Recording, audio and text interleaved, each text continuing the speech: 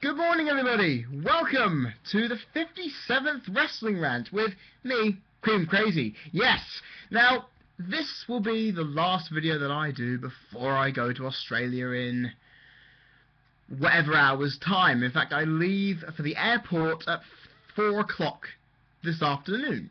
So, this will definitely be the last video you see me do for the best part of 3 weeks, unless I somehow get hold of Wi-Fi. Now, this one has taken me ages. In fact, I've spent most of the last week ensuring that this is all finished, and it's taken me up until, what, 5 or 6 minutes ago to get it completely finished. And this is, ladies and gentlemen, my top 10 wrestlers of all time. Now, this is not my personal opinion, because as you may have known, if you looked at my video announcing this, I put a section of criteria up to put things in perspective. Now, I had all that criteria.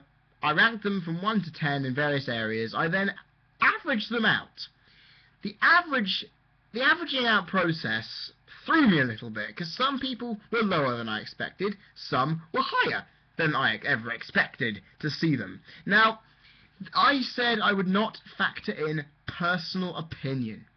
Well, I had to, in a couple of aspects. Now, I took 2 people out of this list, Rocky Johnson and Tiger Mask 1, just to make this a little easier on myself.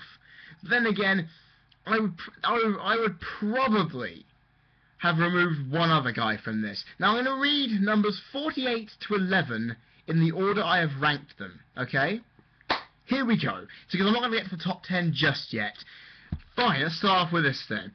48, Gorilla Monsoon. 47, Dynamite Kid. 46, The Rock. 45, Rowdy Roddy Piper. 44, Ted DiBiase Sr. 43, Triple H. 42, Bruiser Brody. 41, Ricky Steamboat. 40, British Bulldog. 39, The Sheik. 38, the original Nature Boy, Buddy Rogers. Number 37, Gory Guerrero. Number 36, Ultimo Dragon. Number 35, Kenta Kobashi. Number 34, Rey Mysterio Jr. Let me point out, yeah, that isn't a lie. I have stuck him above him, mostly because of the wide mainstream popularity in comparison with Kobashi. Sure, Kobashi is well regarded, well liked for his incredible wrestling ability, but on a mainstream level, Mysterio is known way more. Where am I? Harley Race for number 33. 32, Bruno Sammartino. 31, Jimmy Superfly Snuka. Number 30, Killer Kowalski. Number 29, Vern Gagne. Number 28, Jake the Snake Roberts. Number 27, The Undertaker. Number 26, Andre the Giant. Number 25, Dean Malenko. Yes, I have ranked Malenko above Andre and The Undertaker, and I'm doing that simply because of his wrestling ability alone. Because Malenko is some form of a god. Sure, he didn't have charisma to back things up, but he won quite a few championships, and to be perfectly honest with you, his career was pretty eventful for what it was. He may not have reached the big highlights, but still, in my opinion, Taker is awesome. Giant had much more popularity that could withstand, and Malenko, just in terms of wrestling popularity, could be above both men. Just in my opinion, not. This is when I add in my own public opinion. I like Malenko. Undertaker is a fantastic wrestler, but gimmick aside. Anyway, 24, Hulk Hogan. 23, Sabu. Now, Hogan, of course, big influence. However, his very few championships, compared to Sabu's gigantic haul, makes me want to put Sabu above him. And it's simple, really. Number 22, Jerry the King Lawler. Number 21, Jushin Liger. Number 20, Stone Cold Steve Austin. Actually, you know what I am going to do?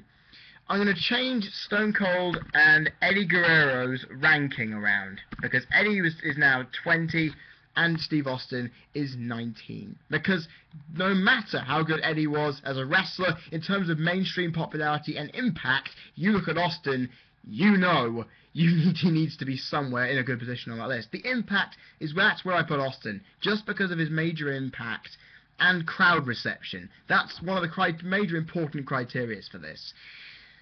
Right, where was I? 18, The Great Muta. Number 17, Dusty Rhodes. Number 16, Mil Mascaras. Number 15, Vader.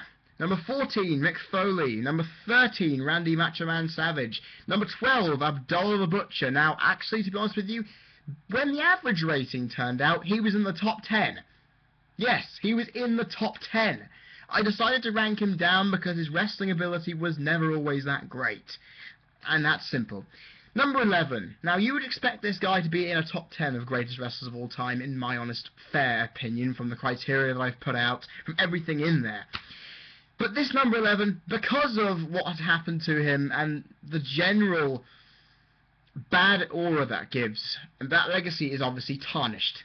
Therefore, I have to give number 11, outside my top 10, to Chris Benoit. Now, the rest of these guys are well-deserved being in my top 10. In fact, I'm going to quickly shut the door.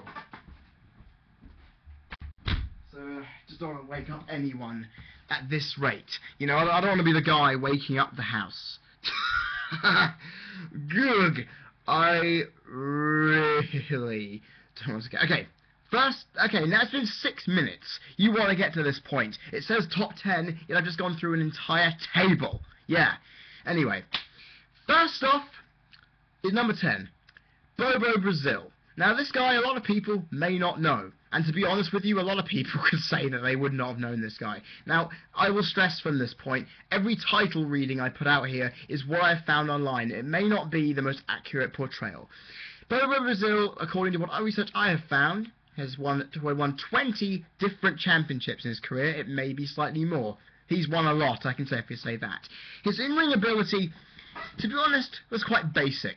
Very good mat technique wrestling, some submissions, and a couple of big strikes and grapples to, of course, put through. One of these, in terms of crowd popularity, one of the first successful African-American wrestlers, and according to numerous wrestlers at the time, he was extremely popular with many of the fans due to his likable personality, especially with children. And as a babyface, that shows one thing.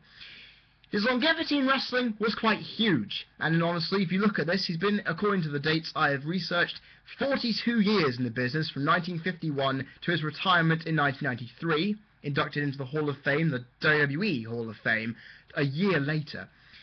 In terms of the influence on his home country, African-American wrestlers and their abilities came into prominence thanks to this man's popularity. Wrestling in the United States, to be honest, has been forever altered since then. Him being the first black man to win a world championship, the NWA championship, which, to be honest, not taking any shine away from Ron Simmons, but that is pretty massive, and this is pretty massive.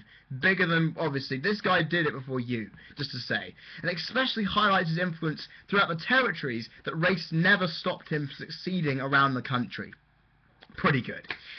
His legacy on wrestling as a whole, while breaking racial segregation in the ring like his manager James Dudley did in promoting, he was immensely successful and influential on many levels during his long career, especially looking at how many championships he did actually win.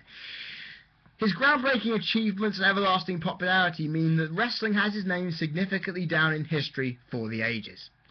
Good? Good. Right. Next. Now, I am a little stuck on which one of these guys should be number 8 and which one should be number 9. A lot of you may kill me for thinking I'm including... Well, people may kill me if I'm including one above the other. Okay, I know what to do. Number 9. This might shock you. Shawn Michaels. Yes, the Heartbreak Kid. Shawn Michaels, number 9 on my list. Won 11 championships in his career. His in-ring ability consisted of an athletic combination of skilled technical wrestling moves and high-flying ones as well to accommodate for his light heavyweight frame.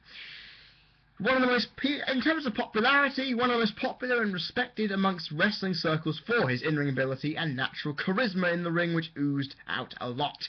However, I will say this. Inside wrestling circles, and to be honest, in the eyes of the fans back then, probably, if they knew, he was obviously widely hated as part of the clique. And obviously, that would not take away from many people. But you look at HBK. He had a shit personality back then. He was basically a very well-hated man backstage. You can sense why that would probably impact on him a bit. Was in the business for 26 years, from 1984 till 2010. Inducted into the WWE Hall of Fame a year later. Yeah, it was a year later. But he was, of course, inducted into many Hall of Fames before that. Definitely. In terms of influence on his home country and state, one of Texas's most well-known wrestlers of the last 20 years. And he's regarded for his ability worldwide, despite the fact he has never wrestled outside the USA, because the global appeal of WWE helps put that there for you, which is very impressive. Because to be honest, it's Shawn Michaels. I'll just put that out there. His legacy on wrestling as a whole. If you ask many contemporary fan or critics who the best wrestler of our generation is, it'll probably be a tie in some people's books between Shawn Michaels and Kurt Angle. While Angle was a more complete athlete, Shawn Michaels' sheer athleticism, charisma and desire to be the best made him a fan favourite for many, many years. And in some cases, in terms of a sport entertainment spectacle, that much bigger. Coming back from a career-ending back injury, he reinvented his career and what was his damaged legacy into something truly fantastic. His matches, promos and gimmick will definitely be remembered forever, because honestly, in the last 5 to 10 years, who's put on better matches on American soil? Okay, sure, you will say in some people like Samoa Joe, but it's Shawn Michaels. He's put people over. He's done so much for this industry since he came back. It's unbelievable. If anyone were to be able to define what a modern day pro wrestler should be like into practically in terms of the whole package, then look to no one else than Shawn Michaels, because that is a good thing to look at. If you want to model yourself after a wrestler in a modern day era, you model yourself after Shawn Michaels, you're going to get somewhere. Well, the good Shawn Michaels of the last 10 years at least, you're going to get somewhere. Cool. Oh, I must also point out this is a non-continuous career as well, because from 1988 to 2002, didn't wrestle a iota. Number 8. And I think a lot of you might find this slightly weird, to put this man at number 8. Chris Jericho. Now you are probably saying, whoa, Jericho above Michaels? Really? Really? You think that's worth doing? Yes. Won 17 championships in his career. His in-ring ability consisted of highly technical submission and high-flying styles combined together. And, of course, incredible psychology, because Jericho was that damn good. Is that damn good, I should say. His heel and face gimmicks in terms of popularity have been heavily embraced and loved by the fans across the world, in collaboration with his wrestling ability and charisma, because all that together makes him a big package. Honestly, there are guys who hate him, but there are guys who love him, and to be honest, the people who love him outweigh that. I'll tell you now, because even if he's widely hated, we boo the shit out of him, but we cheer that as well. All good. He's been in wrestling for 22 years, from 1990 to the present day. First person on my list to have that accolade. In terms of influence on his home country, one of the most well-known wrestlers to come out of Canada in the last 15 years, tops. It's hard to really mistake that Jericho would have an influence on Canadian and American wrestlers today, because, well, if you want to prove how to do good mic work, good feuds, good matches, well, and take time off wrestling and still come into it and do well, you've got a good position right here to say that. Jericho, as a modern-day ambassador for wrestling, damn good. His legacy on pro wrestling, I feel, is that Jericho has truly worked his way through the hard way to get to the top of not just wrestling, but in the history books altogether. He started off as a light heavyweight, cruiserweight wrestler. He's managed to transition to heavyweight level bouts with ease, showing no problem with that. And becoming the charismatic enigma that he is, he's helped push himself further and further up. Because I bet when he first kicked off in WCW, ECW, wasn't too big. Now, one of the biggest names wrestling has to offer. Now, you may all be saying to me, okay, you've ranked him above Hogan, you've ranked him above Austin. Well, let me just say this.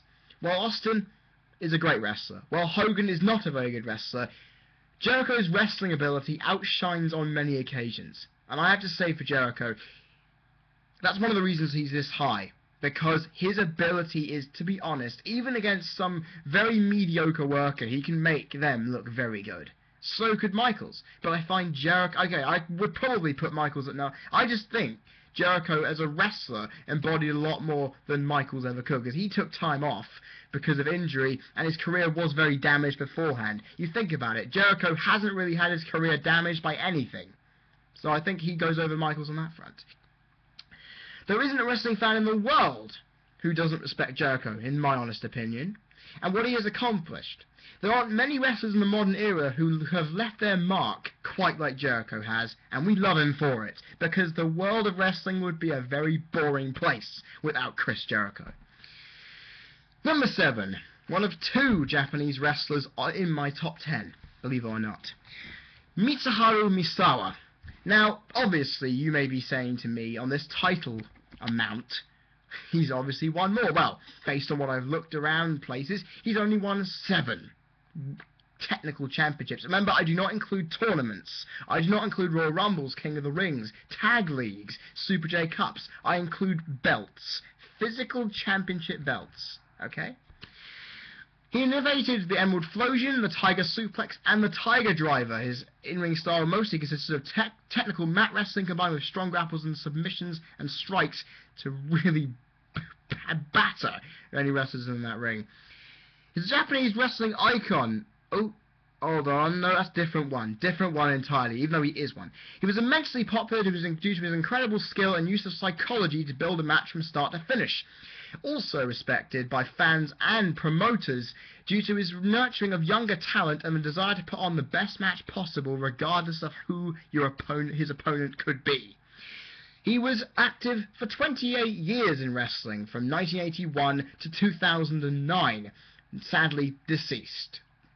He is one of the most well-known wrestlers from Japan in the modern era. His matches have been lauded by Japanese and American publications since the beginning of his career, and honestly, you look at the amount of matches he's gotten given 5 stars from Meltzer, you'll see my point. The impact his death has left afterwards, especially in how the Japanese industry looks upon itself, and actually how many American companies acknowledge this man's death, shows he has an impact. He had an impact, and that's fantastic. While Misawa's title statistics may be exceeded by others on this list of mine, and actually many of the others below had more, he has done what many wrestlers cannot say they've done, which is put on consistently good match after good match, wrestling his heart out for the fans until his dying day inside the ring. Because a German suplex probably ended up severing his spinal cord, and that's what killed him, probably. I don't know, his family didn't release the cause of death, but he died in the middle of a wrestling match, in the ring. And that's, to be honest, him going until the end.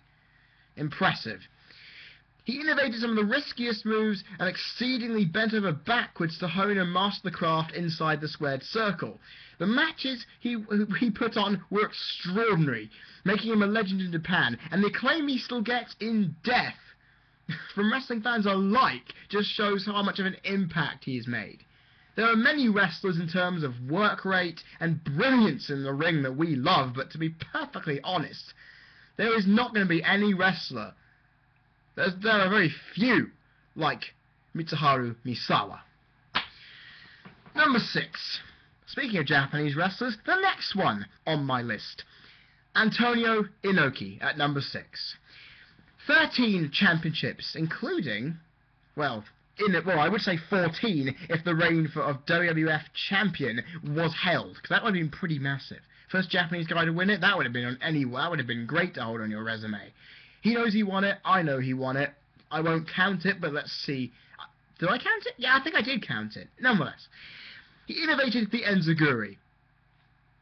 That's a good move to innovate. He often used a strong shoot-start wrestling style to emphasize realism in moves. He was tutored by Carl Gott to ensure it. And honestly, a strong shoot style meaning you can go from submissions to strikes to all kinds of shit, and it'll basically go through. A Japanese wrestling icon, acknowledged by many to be Japanese greatest wrestler, drawing in massive attendances for many of his matches, even against North Americans. He put on a fucking show. The crowds loved him. I think he may have turned here a couple of times, but the fans loved him regardless. Active for 38 years, from 1960 to 1998. And in terms of influence on his country, Japanese wrestling, to be honest, for some, would say it would never even be where it is if it weren't for this man. Pure and simple. Even after competing, he's created New Japan. He created New Japan. For God's sake, to be known inside and outside the ring in your country and beyond is saying something, because not many can say they've done that. Because, honestly, if you make one of the best Japanese promotions, you have won most things in Japan that you can, and you've gone to America and made a splash. That's awesome, to say it that way. His influence on Japanese wrestling is large, with his full-fronted shoot-style wrestling on the east of the world giving the Puroresu, I can never pronounce that properly, I never have done, wrestling style to the world that has made it respected throughout the industry circles here in professional wrestling. Overall, he's an icon of wrestling in general, and will forever be ushered in history as one of Japan's, and just in general, wrestling's greatest figureheads. Because if you're going to look at Japanese wrestling and say, this was the guy that started it all, you look no further than Antonio Inoki. Simple. And now, everybody, we break into my top 5. Now, no surprise, 4 out of these 5 men are Americans. It does not surprise me in the slightest. And the next man has the most championships in my top 5. And the most championships in my top 10, actually. Number 5, Terry Funk. Speaking of championships, 28 in his entire career. Now that is massive. Whether it be Japan, whether it be the North American territories, he scooped them up.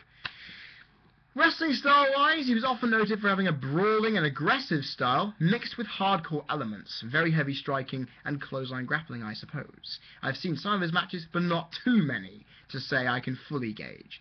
He's regarded as in terms of popular, as a tag team that's a modern hardcore wrestling pioneer by fans.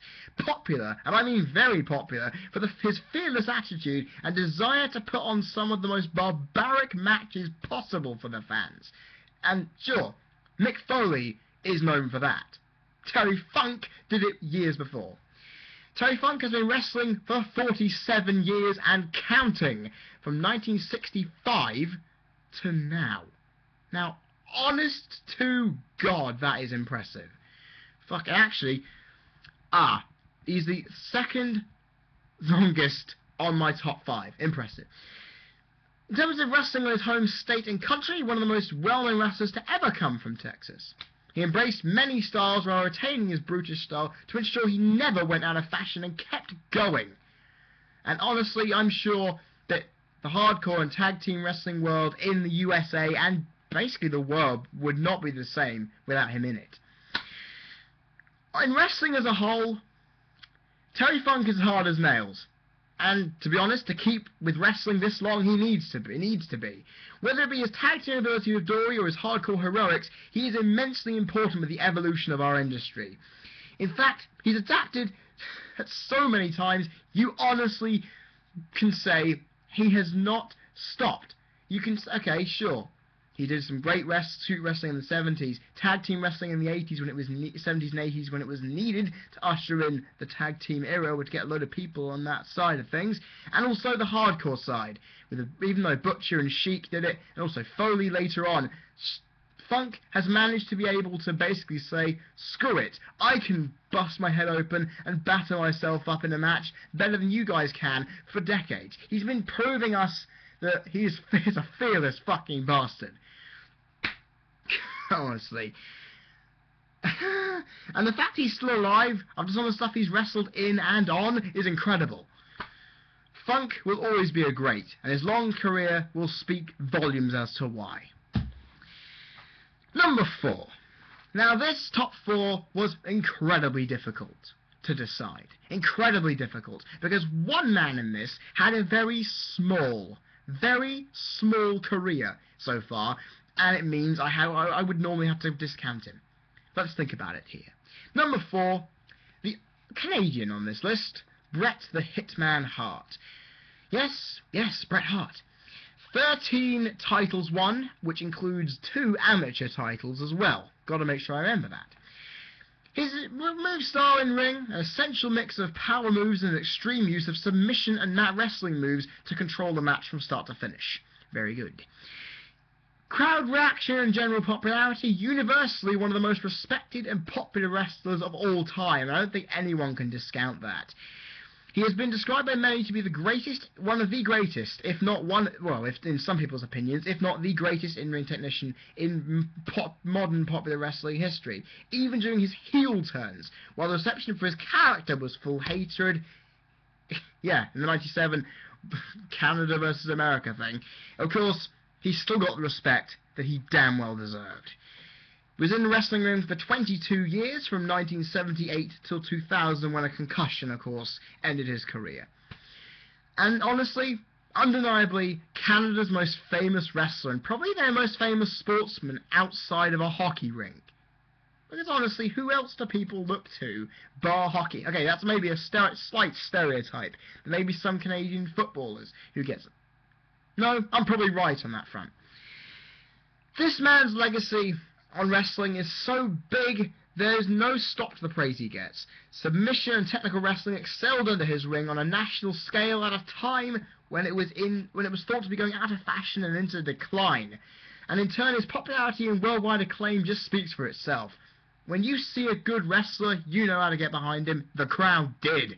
And even though he may not be the best talker the industry's ever had, when you look at the in-ring ability that Bret Hart put, the utter determination to put on great matches, you look at Bret, and you gotta show him the respect. Got to. If you ever had to define a true legend, Bret would definitely be named alongside the best. You cannot understand wrestling in this era, in this modern day general thing we live in. You cannot respect wrestling in general if you do not respect Bret Hart. Wrestling is what the Hitman was good at, and by God, he made it good. Number 3, and this, may seem quite controversial. Ric Flair. Yeah, he's not my number 1. Or my number 2, for that matter. He may have won multiple reigns of championships over the years, but in terms of actual number, he won around 12. Possibly more. But then again, the title numbers are not accurate. They're what I've found across the places. I've looked at Wikipedia, the online world of wrestling, WrestlingTitles.org, online world of on the online internet wrestling database. I've looked at a lot of places. So if this is inaccurate, please state in the comment section below. Obviously, Ric Flair's in-ring ability was submission, technical and striking styles combined with dirty tactics to emphasize his heel and, actually, to be honest with you, face character, because he would do them regardless. He's held with major respect for his ability, loved and hated for his character all around by many an audience, but always seen to be nothing but the best. His natural charisma helped make his character famous to compound the ability he already had. Pretty impressive. Ric Flair has been wrestling for 40 years, from 1972 to the present day. Of course, he broke his back early on in his career, but he's still here today. Has North Carolina ever created such a great wrestler? No. Has America and the world seen a wrestler of, to be honest, such magnitude? No. Flair is unto his own, because sure, you may say Austin, you may say Hogan is big. Flair is huge. Japan on one side, America on the other, everything in between. You will know the name Ric Flair. Simple as that. There are fewer wrestlers who have had as much of an impact on the Americas as Ric Flair. Right. While many have beaten Ric Flair, they have never become the man. Simple as, really. He defined technical wrestling for a generation, combining natural wrestling ability, charisma, and gimmick into one amazing package. He has inspired and influenced many wrestlers in his 40-year career, main evented many shows, and won many championships, holding a place in wrestling fans' hearts across the decades. And I will say this now. To be perfectly honest, there will be another Ric Flair. Mostly because he will never ever let anyone else be Ric Flair as long as he lives. I don't even need to go into too much description. You know how good Ric Flair is. There isn't much of a real reason to go any further. Now, my top 2. Now this one, I am actually very stuck on. Because, ladies and gentlemen, if I had to really pick between the two, I have to go for someone who is very modern, is a modern contemporary star, in contrast with a wrestling pioneer. And you think about it, two different eras. One's had a longer career, one's had a shorter one. One has won more titles and, to be honest, had much more success, while the other has innovated more. The one thing is, though, when you look at one, the influence stacks in comparison. So number 2 is none other than the Olympic hero himself, Kurt Angle. Because, okay, Flair and Brett, damn good wrestlers in their own right. When you look at Kurt Angle, to be honest, you look at wrestling, you know it. You know wrestling when you hear the name Kurt Angle. I think even casual fans who are barely even wrestling fans, fuck it, barely even knowing of wrestling, would know who Kurt Angle is, and I'll be good at it. He's won 21 championships, and this is quite staggering, including 7 amateur championships and the 1996 Freestyle Olympic Games gold medal. Simple as. The only Olympian to ever go into our professional sport from the amateur leagues. Of course, in-ring style is basically obvious. A technical mat-based submission and grappling style with some high-flying maneuvers incorporated due to his lightweight frame. Moonsault. Just to basically put it, don't say anymore. Kurt Angle, in terms of crowd reception and popularity, was hated as a heel and loved as a face. The patriotic American hero always carries adoration with him wherever he goes. His ability always makes him a respected man, inside and outside the ring. Many wrestlers hold him up to the greats already. And that's a massive thing. In fact, just to show you, Bruno Sammartino said in an interview once that he said that the Angle is the only wrestler he would bother to watch nowadays. Now that's pretty damn impressive. However, the one downside I have to say about Kurt Angle is his general pro wrestling career. Now, he's been an amateur wrestler for way longer. He's, of course, been an amateur wrestler since the early 90s. The fact is, professionally, he's only been in this industry since 1998. And for 13 years, you would honestly... Wait, 13 years? Yeah, 13 years, I gotta bang on. So you think, you can see now why I ranked him lower than the man above him. Definitely. In modern day wrestling, if you think of wrestling, and to be honest, if you think of America, not just Pittsburgh, you think of Kurt Angle. To some, he is generally wrestling. I've already mentioned. Enough said. Hell, I'll tell you this. This is quite impressive. Because I didn't expect this. I turned on a program of amazing Olympic moments on BBC 3 here in the UK. And Kurt Angle's win appeared in the top 25. Okay, sure, it's Olympic, it makes sense. But to be honest, Kurt Angle can claim he won a gold medal with a broken freaking neck. It's an Olympic sport. It means you're in the history books in general for sport, not just here. Kurt Angle, he could be known just about anywhere if they put it in the right direction, obviously. Kurt Angle's influence, well, do you need any more explanation of how good a wrestler can be? Look at him. When looking back at the history of this sport, everybody, in the legacy of Angle's terms, Angle's name will always stand out. There hasn't been a more decorated amateur wrestler to transcend to pro wrestling with such ease and make such a large impact. In a sport that is criticised for being too fake, Angle is seen as a true link between amateur and pro worlds that gives our sport legitimacy. To all those naysayers out there, this gives us legitimacy. This gives wrestling, pro wrestling, something to hold aloft, saying, yeah, you may say it's fake, but for fuck's sake, this guy is the shit. If you wanted to find a bigger example of a true wrestler, you look no further. Honestly. Because no matter how much his personality outside the ring in recent years has drafted in controversy, there is one thing for sure. Kurt Angle is a wrestler who has made the sport of wrestling on both sides his own. He's by far the greatest pure wrestling talent to step into this sport. And sure, there have been early pioneers who held similar well-rounded ability, But Angle has made his name through and what he does, and he hasn't put his foot off the gas yet. His career has been short on the professional stage, but we know what he's done already, and that puts him in the top step of the industry. And if San Martino only gives a shit about you, then you've made it. Kurt Angle is by far one of the biggest, best wrestlers to have ever stepped foot in this ring. And now we get to the number one. Now I'm thinking, what you're all saying to me right now, a pioneer. Who could be? Who could possibly be the major pioneer that gets number one? Have you guessed it already? I'll give you 5 seconds just to kind of guess. Guessed it already? Well, my number one, ranked with my criteria in hand and my own personal opinion.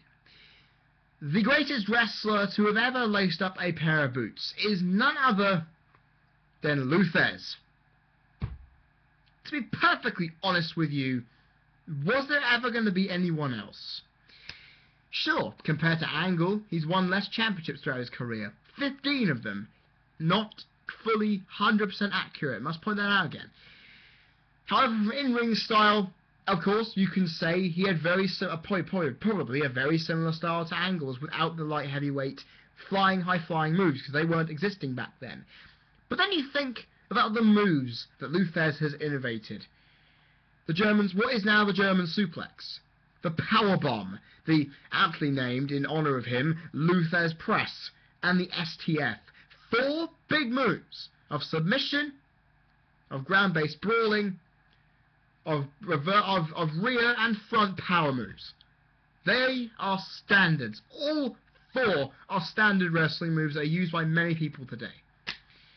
He's regarded in terms of popularity, he's entertained crowds for over 5 decades with his ability that, to be honest, drew crowds in from all over the place. From region to region, place to place, he wrestled and got respect. He fucking earned it. And honestly, he's regarded by many as the greatest American wrestler due to his early influence on the progression of the sport. And this is where I think it gets massive for him. Lou Thesz wrestled for 58 years on a full-time basis from 1932 to 1990. That is amazing. He, of course, wrestled intermittently in the 90s as well. So technically, he wrestled in 7 decades, because he died in 2002, and I think he had his last match in 2000. He wrestled in 7 decades. Holy fucking shit. You've got to respect the guy, because no one on this list, no one in my entire 48, which was 50, had this long a career. And I've got to tip my hat off to Lou Thesz. That's impressive. America had many pioneers, but honestly a lot of people refer to Lou Thesz as the pioneer, because wrestling on a professional stage, to be honest, would not have gone where it is if it hadn't been for Thesz. He shone out among them. He was the man people looked at. He was the guy who had a lot of more success than many of them ever could have. He was the guy who won more championships. He was the guy who innovated more moves. He was the guy who was the one. And his overall legacy is stated by me like this. Some say professional wrestling officially, in inverted commas, began with this man. While he started an industry where it was full of pioneers, he was the one that stood out possibly more than any other of them. He innovated many moves which are now regularly used. Plus, combining his 3 reigns together, he held the NWA Championship for a combined total of 10 years, 3 months and 9 days. The longest reign, technically, in history of any male competitor. He dominated. Lou Thesz was the man back then. He was the shit. And honestly, looking at where wrestling is now, if Lou Thesz was a blank canvas, then the influence, what he has done since the 1930s, 40s and 50s, 60s, 70s, all that together, you could technically say that that influence has produced a masterpiece that could produce a masterpiece that rivals a Da Vinci painting. Because without Lou Thesz, where would we be?